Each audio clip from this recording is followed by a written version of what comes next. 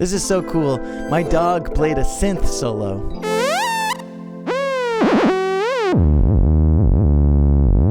And I used music theory to make it even better. First, I brought the solo into the DAW to figure out what notes he played.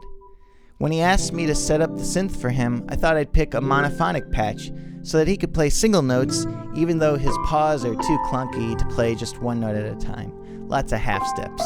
Unfortunately, he kept smashing his hands all over the synth and turned on the glide button and then moved a bunch of knobs, and then everything got messed up, so whatever he plays sounds like an ambulance or something.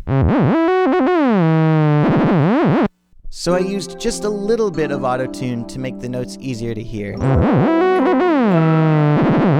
I went section by section, and I used my ear and keyboard to figure out what notes he played and find some chords that would work with what he played. Here are the approximate notes and rhythms he played in the solo.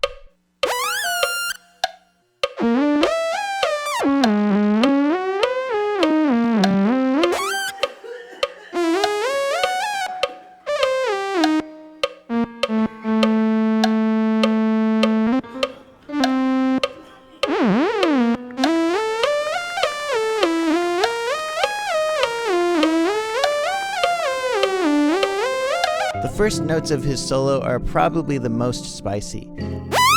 I had a hard time figuring out what to put here. The first thing I look for when harmonizing non-diatonic melodies is arpeggios. Arpeggios spell out a chord, and usually that's the chord you're going to want to use to go with them.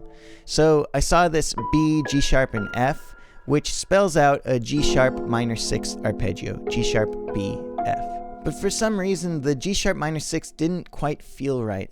I wanted a more magical sounding opening, something big and bright. So next I was like, what if the B and F are the third and flat 7 of a G7 chord, and then the G sharp is the flat 9?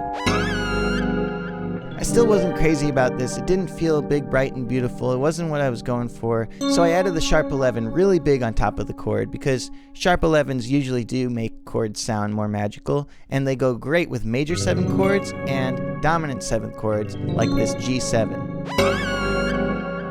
And the next 5 notes all fit in the key of F major, so that's a good sign that we're going to be able to come up with chords for it.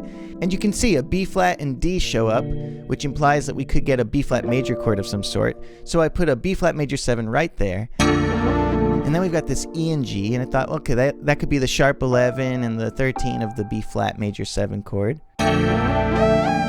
But I was playing around a bit, and I found that it was actually cooler to do the B flat major 7 just for the B flat and D notes, and then switch to an F major 7 chord for the E and G. The E being the major 7th, the G being the 9, and then the D that follows can be the 13.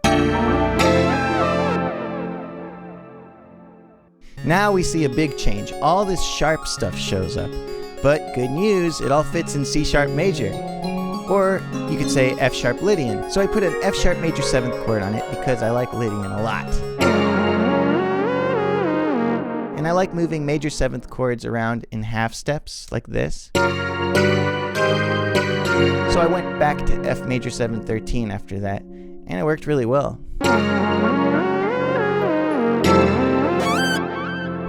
I continued to look for logical chords to fit with each part of the melody until I had harmonized the whole thing.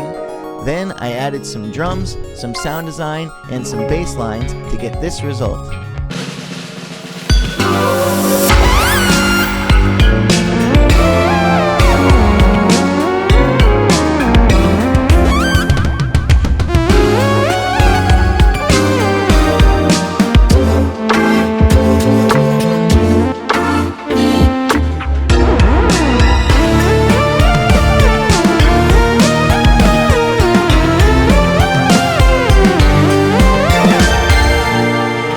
Music theory challenges like this can be so helpful for learning how to apply music theory concepts to actual music. And if you'd like to learn more unconventional approaches to composing, check out my course, Getting Songs Done.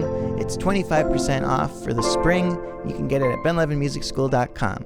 Have a good time. Till next time.